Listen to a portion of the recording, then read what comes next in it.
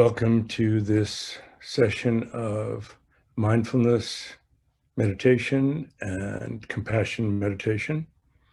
We'll go through the stages of grounding and centering, then close placement, then environmental awareness, and then shift over into the compassion practice.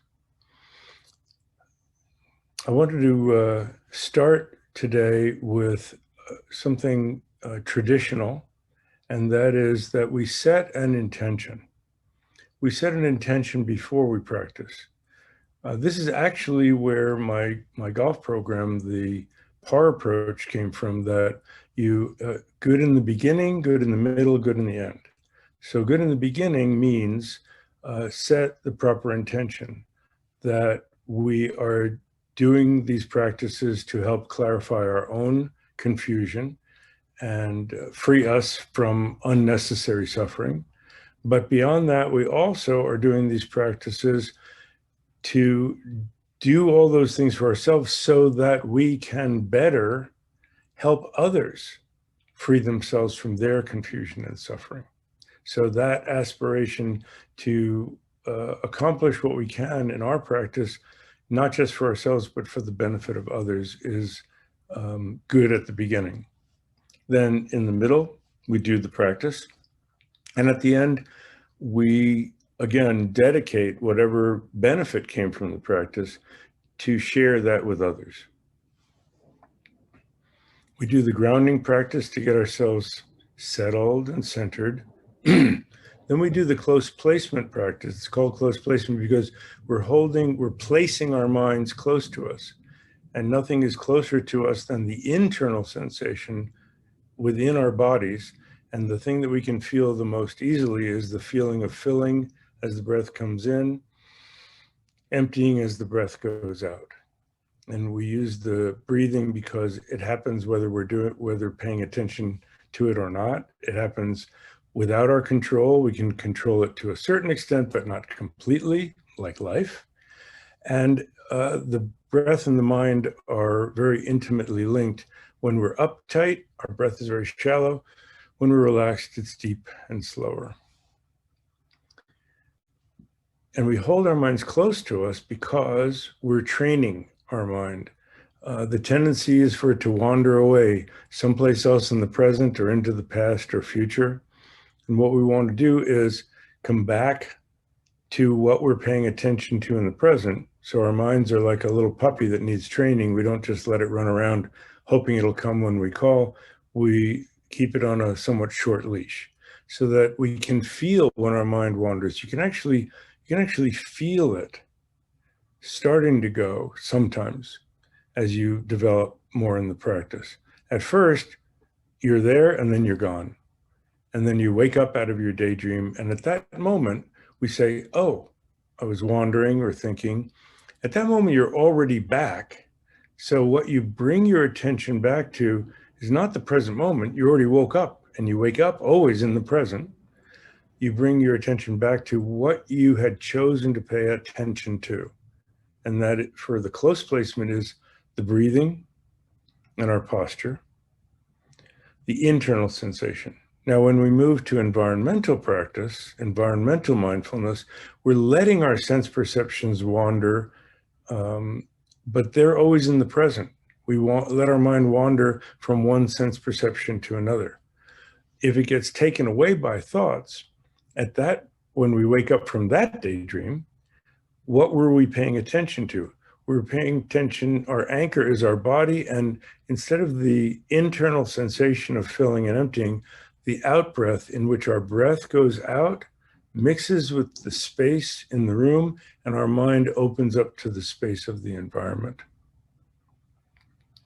Then when we do the compassion practice, what I'd like to do today is just go all the way through, and then we'll have time for some questions and discussion.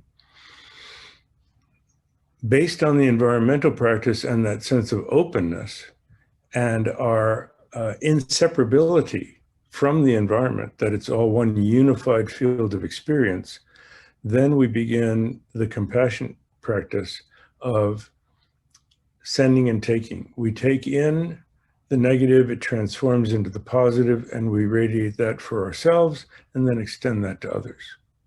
So I'll give a little guidance as we get into that one. To begin with, take a good posture. You want your shoulder, if you take your seat and have your feet either flat on the floor or your legs crossed gently in front of you. Let your arms hang to the sides. And this is important so that your shoulders aren't curled under or leaning back, but just straight hanging to the side. And then you can swivel your hands up, either palms up, one over on top of the other in your lap, or palms down, each one on your thighs just behind your knees, in a way that you're not reaching out or stretching out, but just simply your upper arms are hanging straight down. Now, the tendency is either to get like this or a chin floating up. And what I found is if you feel like the top of your ears are, try to pull them back and up. Watch what happens. I'll go to the side. If I just feel like I'm pulling my ears back and up, you see how the back of my head straightens, the chin pulls in naturally. So that's our ideal posture. When we do the grounding practice, we'll have our eyes closed. When we do the close placement practice, we'll have our eyes just slightly open like this, looking diagonally downward.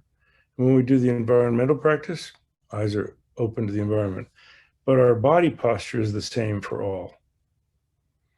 So having taken that posture, let your eyes gently close. And do a body scan, scanning for any unnecessary tension. We need a certain amount of tension to hold our posture. Beyond that, we can let it melt when we notice it. From the top of our head, forehead, back of our scalp, eyes, ears, cheekbones, mouth, and jaw.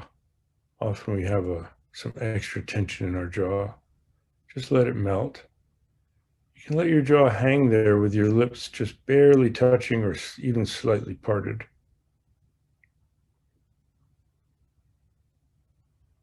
Neck, both sides of your neck, where they connect to the shoulders, there's often a lot of tension there. Let it melt. Let your shoulders just hang. Feel your shoulders from the collarbone to the shoulder blades, from the neck out to the points of the shoulders. Your upper arms, chest, and upper back. Rib cage all around. Lower back and deep belly. Sometimes more tension there than we realize in our stomach and our deep belly. Just let it melt and let yourself sink. Hips and pelvis, thighs, forearms, and hands.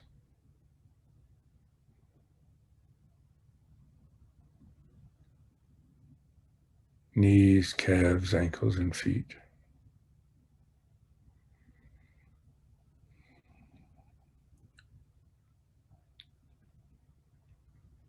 Let your mind settle as if it has a physical place in your body. Let it fall back and down the back of your throat.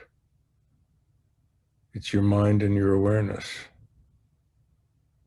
Behind your chest, behind your solar plexus, behind your navel, and down a couple of inches more just in front of your spine, resting in the deep core of your torso. You can feel it gently moving in and out, like currents at the bottom of a clear pond.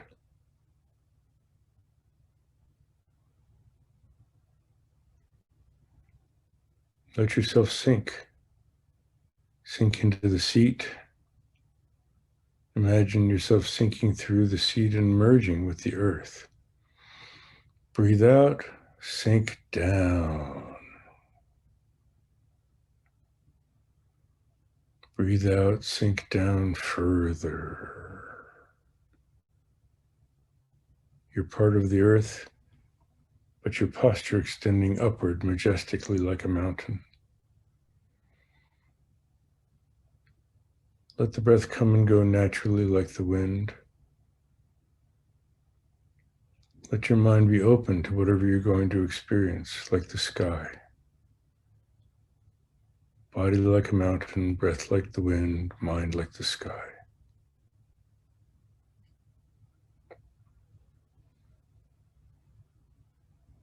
From that, let your eyes gently open, about halfway, looking down, diagonally downward below your eyelids. You can open them further if it's more comfortable. The most important thing is that the gaze is slightly downward. It's as if you're looking not at a point in front of you, but at the space that you're sitting in.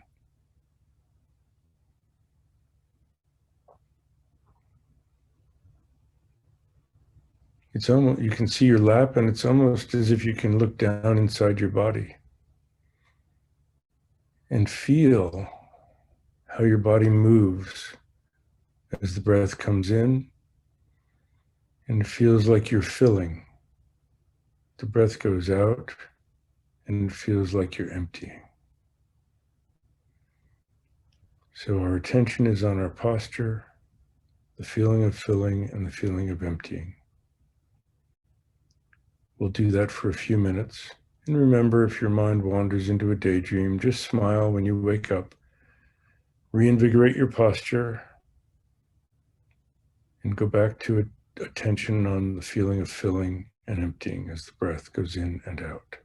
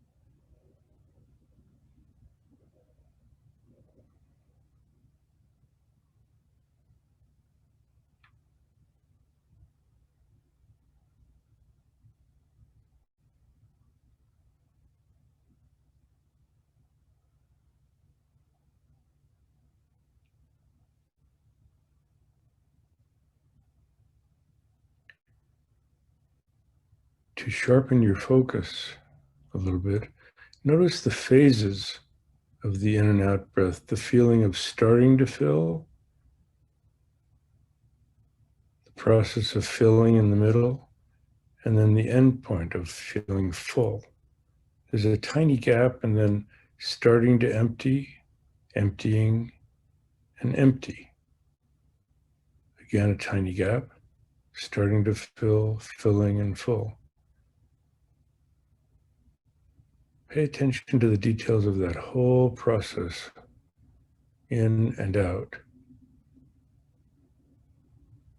We'll do that for a minute or so.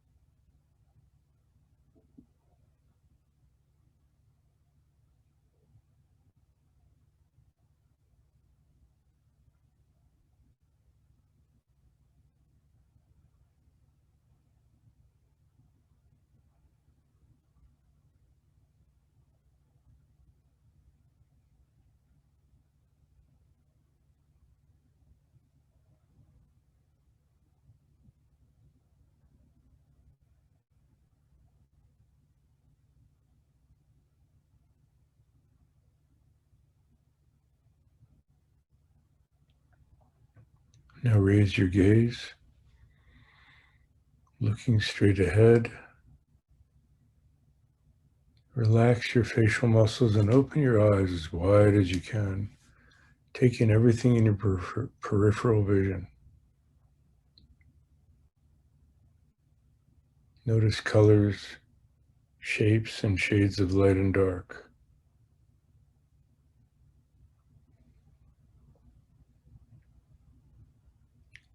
Listen for sounds, near and far, high and low.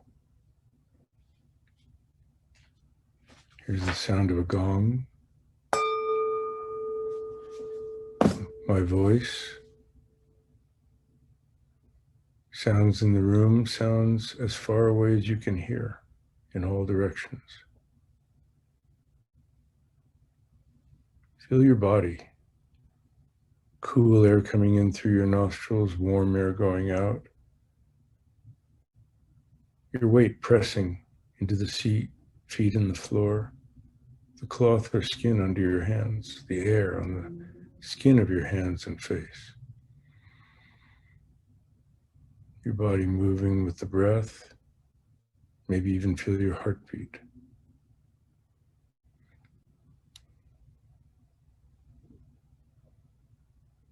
Open your nostrils and smell the smells in the room. Move your tongue and taste any leftover tastes in your mouth. Watch for the next thought that appears. Just wait for it. Watch how thoughts arise in your mind, stay for a moment and go. And watch for the next one.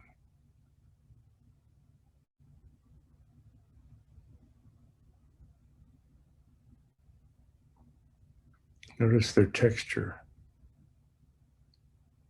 how loud or soft, bright or dark,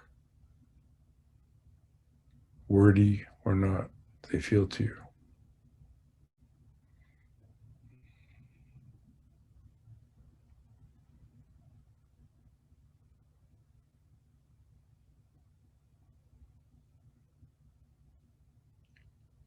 Now for the next couple of minutes, follow the out breath out and open your awareness to the environment.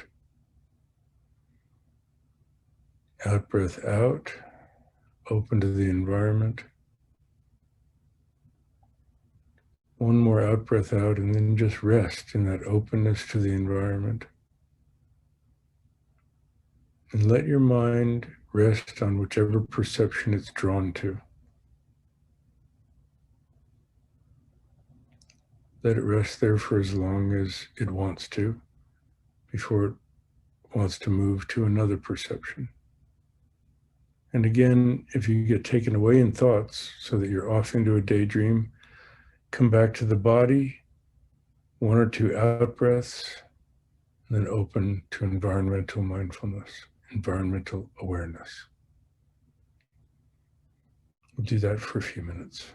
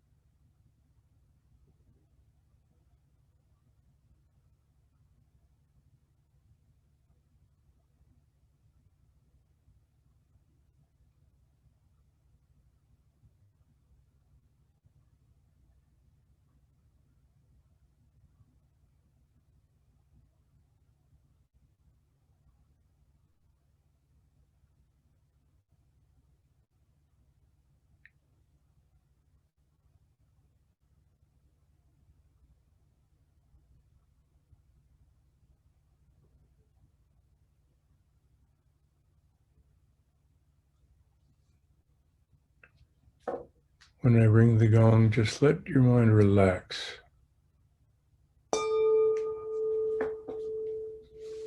No particular sense perception, Just open. Breathe out and imagine that your mind extends out as far as you can imagine. Rest for a moment in that infinite openness.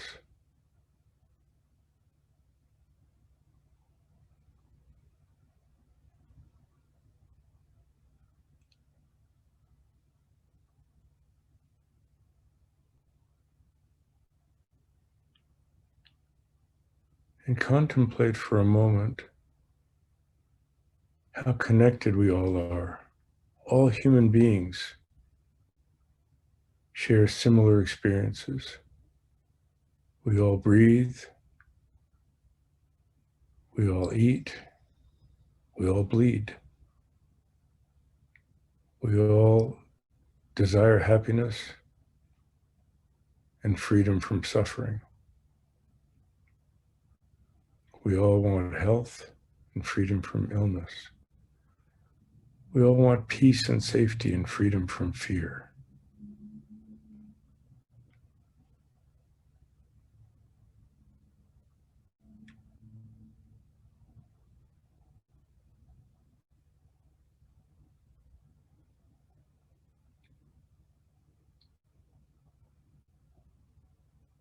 Notice those feelings in yourself. The negative feelings that you'd like to be free of. The peace, happiness, and healthiness that you'd like to expand.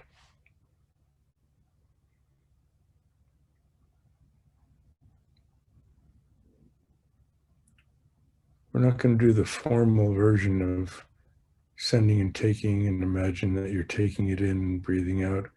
This is a more relaxed approach. But contemplate that for yourself. Emotions that get the better of you. Pains, aches, illnesses.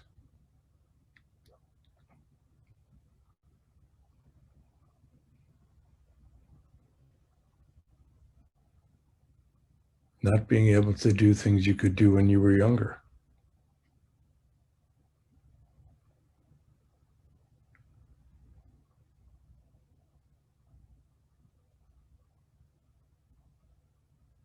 Guilt, blame, or shame, any of those negative emotions.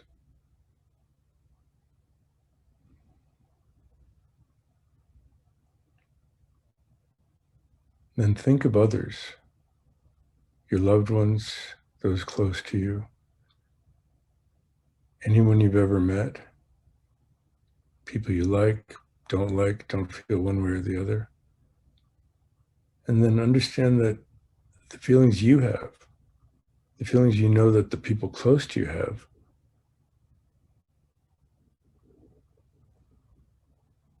are part of what all beings are feeling.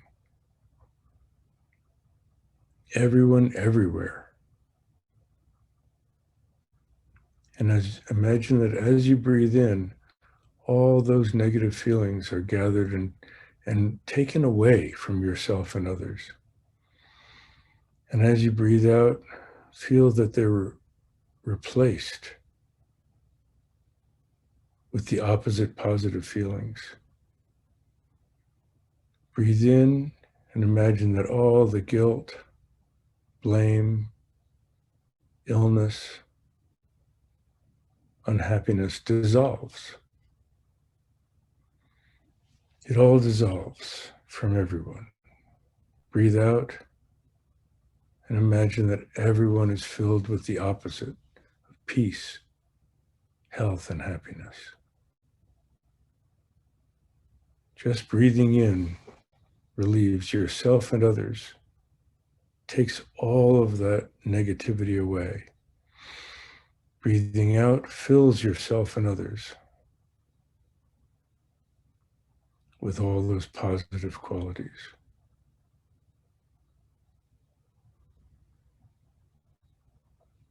This is kindness and compassion. Compassion is wishing yourself and others to be free from suffering. Breathe it all away from everyone. Kindness is wishing yourself and others to have happiness and health, freedom from suffering.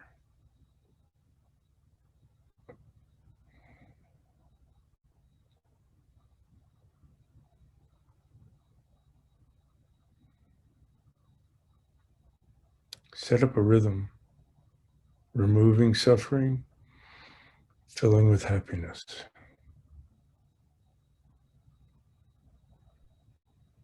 Dissolving all illness, filling the world with health.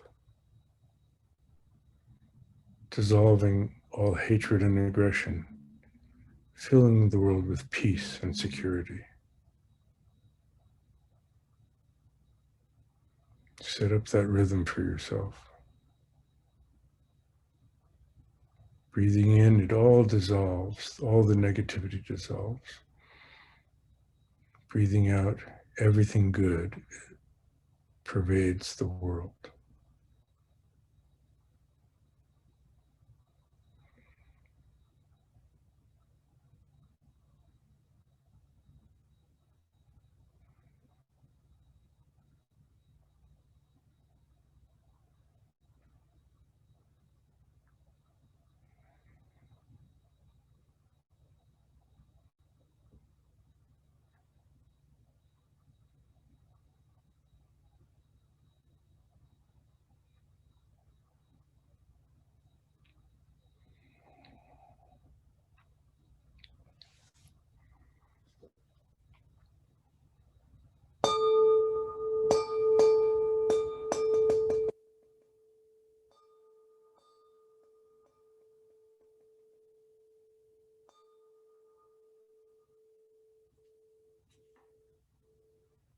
Now let go of that visualization. Just count your breaths, count your out breaths from 7 down to 0. And we close the session from that.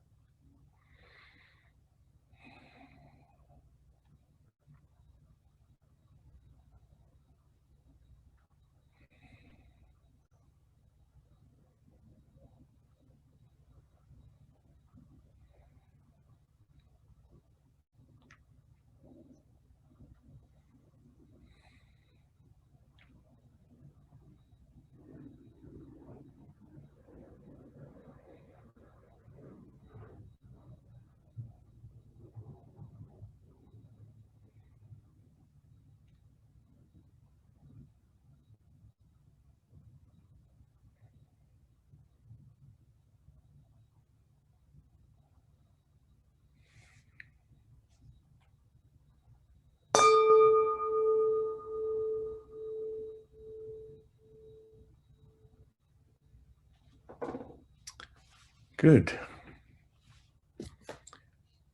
So I'm going to unmute everybody. Let's see if I can do that.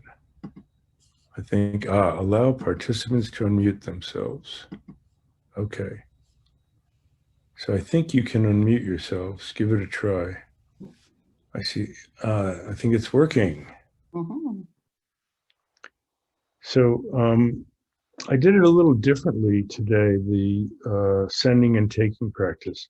Rather than centralizing it in our heart center, I wanted to experiment with what if we don't centralize it so much here, but just have a sense that of the pervasiveness of ourselves and others, that we're all interconnected. So why not, as we breathe in, just imagining that it all dissolves from ourselves and others. And as we breathe out, imagine that we're all filled with that. It doesn't have to go somewhere. It doesn't have to come from somewhere. So I wanted your thoughts on that. And then the other is, I did a little bit of enhanced attention in the close placement practice.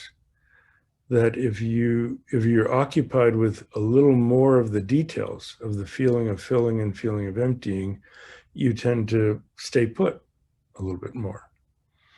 The last thing I did was counting down. And after we do the sending and taking practice of exchanging negativity for positive energy. Traditionally, you let go of the visualization and just go back to resting in the close placement or environmental mindfulness. But I wanted to introduce the counting because that's also used in some practices. The interesting thing about the counting is our brains can kind of do a little bit of both. That kind of we count in the background and think we're still paying attention. What happens is the counting keeps going. So if you set a number that you're going to count to, like just counting to 10 and then starting over, every now and again, I've set that as my intention. And then I'm thinking about something and I go, 13, oh, 14, wait a minute. I was just going to go to 10. And then it's kind of a wake up call and then back to 1 and start again. And then if it gets a little too rote on the counting up, you can count backwards too, like we just did. So I just wanted to share those different possibilities with everybody. Any thoughts on how we did the practices?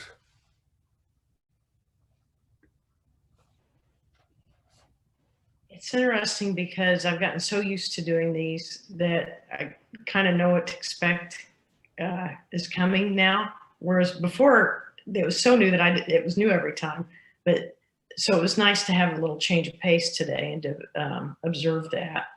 But I was a little curious about at the end when you said 7 out breaths. In the Tibetan tradition, is there a significance around that?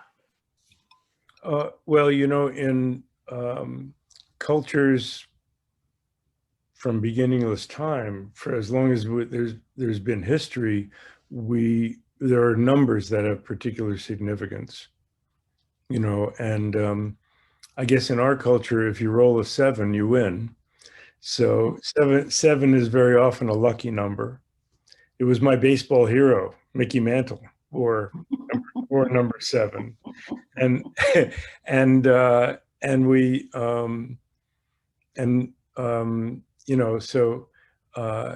and I heard a really interesting thing that I don't know if it's true, but 13 is an unlucky number because that's how many people were at the Last Supper.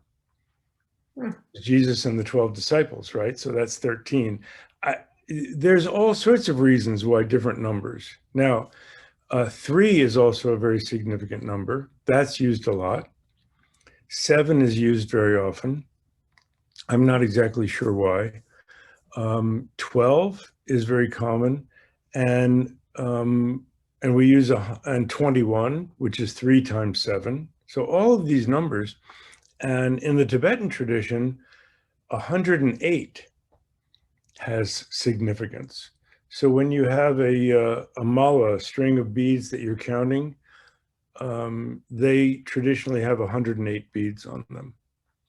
Why? Not exactly sure. I guess, what is that? What's it? 9 times 12 is 108. So we have all of these numbers like that. But when you do that counting, and someone asked, well, if we're only counting 100, why don't we count 108? And my teacher said, that's the extra 8 is to cover for mistakes. So, I mean, if you're going to do 100 of whatever, either mantra recitations or counting your breaths or whatever you're doing, using it's basically a mala is the same word as rosary, right?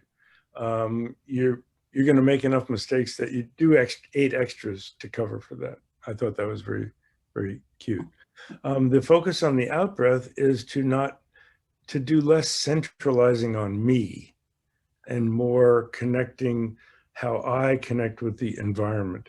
Your breath goes out, and it's your breath when it starts out, but after a little while, it's not yours anymore. It's part of the environment. Where does that change from being yours and just being part of the environment? Well, I like to say part of it depends on how much onions and garlic you had for lunch. for how long it stays your breath and then eventually becomes part of the environment. But we can't find that exact place. And in the same way, when we breathe in, we're breathing in something that is not us, and it becomes part of us. And you can't find that place when it stops being the air from the environment and starts being you. So that's one of the reasons why the breath is used to show our interdependence. And if we could look microscopically, our skin is breathing too. Air molecules are going in and out. So,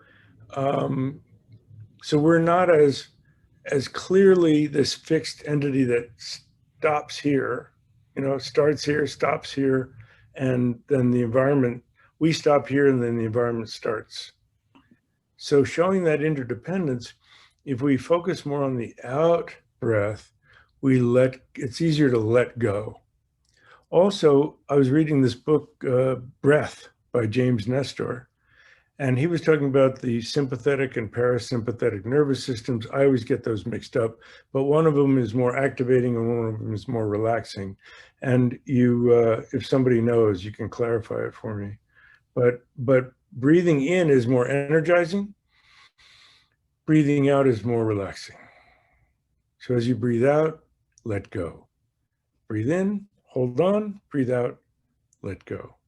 So all of those reasons there's more focus on the out breath.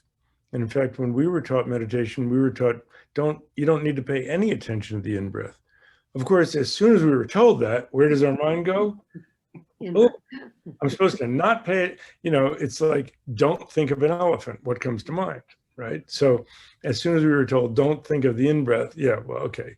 So, but after you practice, you let go of that for a while. You let go of that and really tune into, and that's why we ride the breath. It's not like we're trying to hold on to it as it goes out or watch it from over here, but just let your mind mix and ride the breath out so that as the breath dissolves into the space, your mind expands into the space. Your breath dissolves into the atmosphere, your mind expands into the space. And then you just rest there in your sense perceptions. Dr. Joe? Yes. Just wanted to mention, if you mentioned Mickey Mantle, if you look over my shoulder back there, there's a framed picture, if you can see it on the wall, I two can. men in dark suits. Well, one is my baseball hero, Mickey Mantle, and the other guy is Willie Mays with his arm around Mickey Mantle. He just turned 90. Yeah, and it comes from a vintage Look magazine article on the two of them from the 1960s. So that's what that is back there. That's great. Yeah. Hey, Dr. Joe, question. Yeah, if you, I love that progression of how would you do that? Like if we were to do that on our own, how do you like break out the timing of when to go from the grounding to the close placement to the open awareness to the compassion? Well, we did about a half-hour session, so pretty much the way we just did. But what's traditionally taught is that you make you don't always. Some people don't always do the compassion practice with it. If you were just doing the mindfulness practice, at the start, you would always do about the same amount of grounding practice, a minute or two. Then the bulk of the session would be the close placement as you're training your mind. And then you just do a few minutes of the environmental. As your practice matures over the months, then you can start to shift the proportion. And then it becomes, if you're doing a half an hour, then for those 25 minutes, you would start with 20 minutes of the close placement and just 5 minutes of the environmental. But then you shift, and eventually maybe you'll just be doing 5 minutes of the close placement and then 20 minutes of the environmental. You find your way and feel your way through. And if you're feeling particularly scattered, you can go back to the close placement and work with that. And at any point, you can take a fresh start, just shake it off, go back to the grounding just for a minute, and then go through.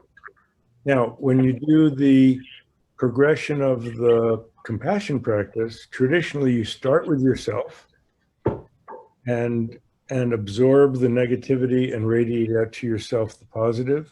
Then you go to people close to you, and very often you can dedicate your session mainly to one person. You know, like if your mother or your sister or someone close to you is struggling with physical illness or mental anguish, you can work on that individually. Then expand to larger group, and as much as you can. So, and that can be done anywhere from 5 to 20 minutes. You really wouldn't do that for much more than 20 minutes. Then it starts to get a little confused, and it invites lots and lots of thinking. So we traditionally do shorter sessions with breaks. Now that means you might sit down and say, I'm going to sit here for 20 minutes. I mean, for an hour even. But you would only do your practice for go through the progressions for maybe 20 minutes, up to a half an hour. And then we even do a little break of walking meditation in which you stand up and you can walk either around the room or back and forth, or go outside and walk up and down a path or around a lawn. They're usually done either in a circular pattern or a back and forth pattern. But there's another practice of aimless wandering, which is random walking, but that's different. This is walking meditation, and you shift your attention from awareness of the breath to awareness of posture, and you keep awareness of posture, but the movement of your legs and the feeling of your feet placing on and weight on the ground. So that's your object of attention for maybe 5 minutes, and then go back and do the rest of your session, 20 minutes, a half an hour. I hope that's helpful. Very helpful. Yeah, thank you. Well, I need to end Ken asked me to end the mindfulness session here. So we're going to end the mindfulness session with dedicating the benefit from the practice we've just done. So what I'm going to do is I'm going to say a phrase, then you can all repeat it after me. You can unmute and we can have the wonderful melodic cacophony of your voices. And then it'll be in 3 sections. So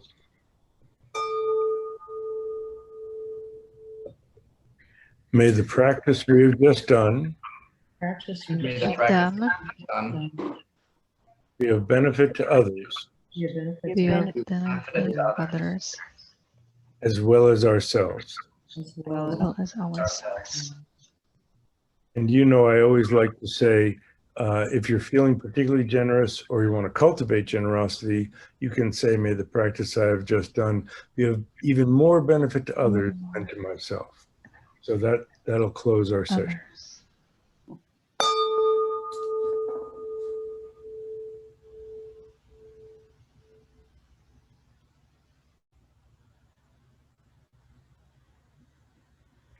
Thank you.